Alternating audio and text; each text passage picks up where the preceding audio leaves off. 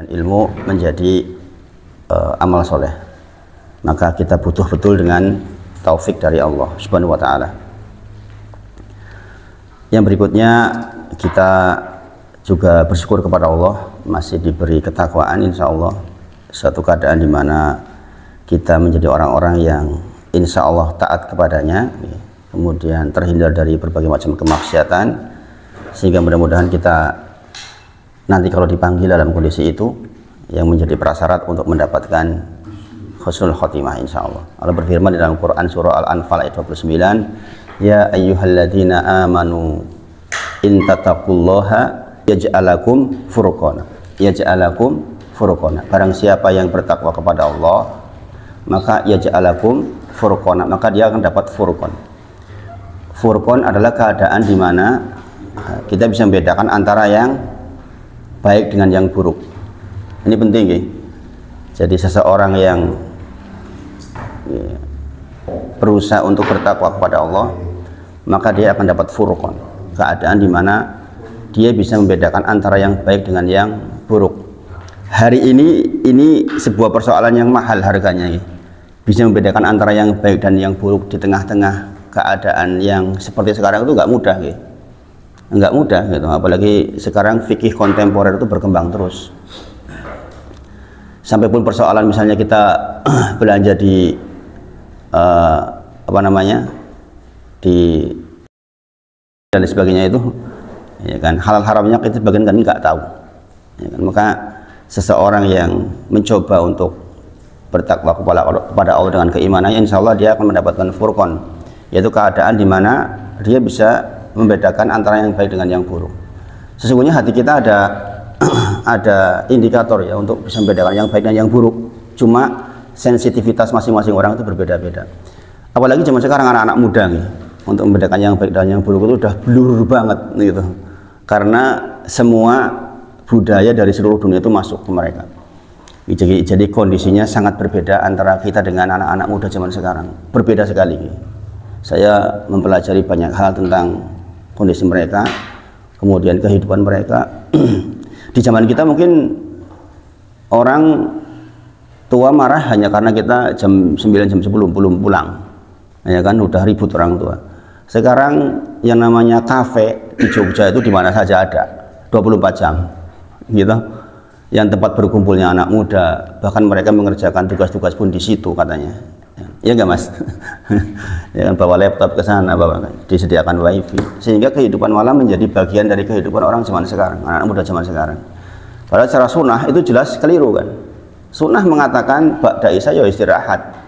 Memang malam itu dijadikan sebagai baju buat kita, tempat untuk waktu untuk istirahat. Tapi zaman sekarang dibalik keadaannya. Sekarang dibalik keadaannya. Di sekitar UMY sini, sekitar Jenengan sekarang berapa jumlah kafe?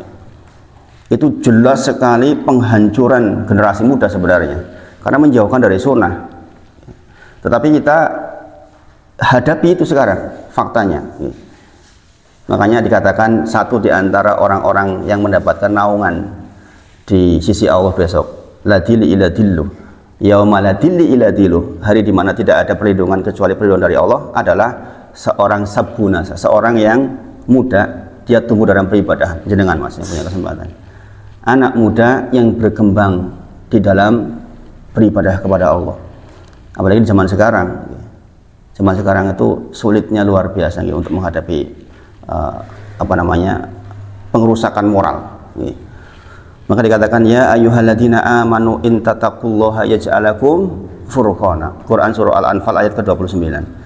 Sesungguhnya orang-orang yang beriman kepada Allah, dia berusaha bertakwa kepada Allah, maka Allah akan berikan kepada dia furqan, yaitu keadaan di mana dia bisa membedakan antara yang baik dengan yang buruk. Dan ini mahal sekali lagi. Bisa membedakan antara yang baik dengan yang buruk di zaman sekarang itu, ini persoalan mahal. Persoalan yang betul-betul ini karunia dari Allah Subhanahu wa taala.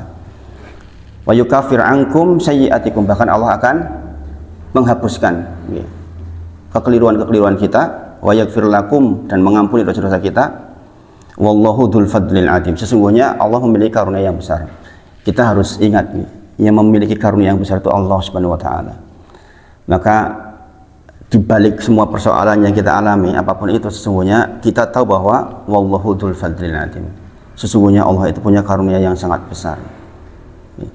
Maka kita betul-betul bersandar kepadanya, memohon kepadanya di tengah situasi yang berat ini, tetap memohon kepadanya, meminta kepadanya, termasuk perkembangan anak-anak kita gitu. Itu juga kita serahkan kepada Allah Subhanahu wa taala. Kita anaknya di pondok, ya Pak, kita nggak tahu kan Pak di pondok akan seperti apa. Kita hanya menitipkan bahwa hasilnya seperti apa, sama sekali kita tidak bisa berharap 100% itu nggak bisa. Maka kita betul-betul memohon kepada Allah untuk dapat furqan dengan cara kita bertakwa kepada Allah Subhanahu wa taala. Kemudian dalam Quran surah Al-Maidah 27, wajlu alaihim naba abnai adam bil haqq. Ceritakanlah kepada mereka tentang kisah dua anak Adam dengan cerita yang benar. Id qurba qurbanan wa fatuqbila min ahadihima wa lam yataqabbal minal akhar. Ketika mereka disuruh berkorban, kemudian salah satu diterima dan satunya enggak diterima. Yang enggak diterima kemudian malah marah. Qala la aqtulanak. Saya pasti akan bunuh kamu. Orang kalau enggak bertakwa itu makin jauh memang. Bahkan sampai ke level pembunuhan. Dan ini terjadi betul di zaman Nabi Adam alaihissalam. Maka kemudian yang mau dibunuh mengatakan innama qala, dia berkata innama yataqabbalullahu minal muttaqin. Sesungguhnya Allah hanya menerima korban, menerima amal soleh itu dari orang-orang yang bertakwa di antara kita. Maka sungguh memang mengupgrade diri kita untuk masuk dalam kategori orang bertakwa itu menjadi penting, karena efeknya itu sangat banyak. Saya begini mengingatkan ketakwaan dulu supaya kita bersemangat di dalam menapaki kehidupan kita ke depan, insya Allah. Kemudian surat yang sangat terkenal, surat At-Tolaq, surah ke-65 di ayat pertama dikatakan, di akhir ayat dikatakan wa may yattaqillaha yaj'al lahu makhraja. Barang siapa yang bertakwa kepada Allah maka akan dikasih makhraja. Saya pernah gambarkan kepada panjenengan, makhraja itu seperti lubang top, lubang masuknya kecil, dalamnya besar banget. Maksudnya apa? Orang yang sempit sekali kemudian dia bertakwa kepada Allah, tiba-tiba dapat sesuatu yang lapang sekali. Jadi lubang topan gini, ini masuknya kecil itu, tapi di dalamnya itu besar sekali, seperti gua itu. Nah, makhraja itu seperti itu digambarkan oleh para ulama, yaitu keadaan di mana kita dalam kondisi sangat sempit, kemudian kita tetap bertakwa kepada Allah, nanti Allah kasih sesuatu yang longgar. Dan kita harus yakin itu. Berapa lama tidak tahu. Berapa lama tidak tahu. Saya melihat perjalanan seseorang yang saya kenal sangat baik, mulai dari mudanya dia sudah cinta dengan masjid, hatinya bergantung dengan masjid. Tapi ujiannya orang ini, masya Allah. Ini saudara saya sendiri. Jadi muda, sekolah di pelayaran, ada kematian barusan di pelayaran. Zaman dulu pun memang sudah ada kayak gitu tuh. Kemudian dia berlayar. Ketika berlayar ternyata di pelayaran itu seperti itu kan kondisinya, teman-temannya semuanya terkena fitnah dunia, main perempuan dan sebagainya. Dia nggak kuat, akhirnya dia bersandar. Setelah 1 tahun dia pulang. Kemudian dia pergi ke negara tetangga, ke sebenarnya ke Rio, habis ke Rio kemudian nyebrang ke Malaysia, bekerja di perkebunan sawit. Tetap menjadi orang yang suka dengan masjid, sampai pekerjaannya itu betul-betul menguji dia. Ya mungkin kalau orang lain nggak kuat kali, dia tuh nyupir truk sendiri, ngangkat sawit sendiri, nurunin sendiri berapa ton dalam 1 hari itu, berulang kali, sampai akhirnya dianggap hilang sama keluarganya karena bertahun-tahun nggak ada komunikasi. Ketika pulang dalam kondisi sakit, kakinya tuh panjang sebelah.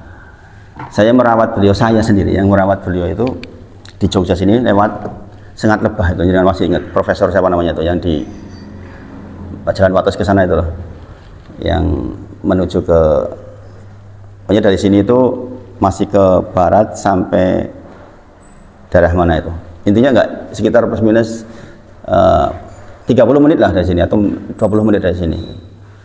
Itu prosesnya lama sampai hampir 1 tahun di Sengat Lebah itu.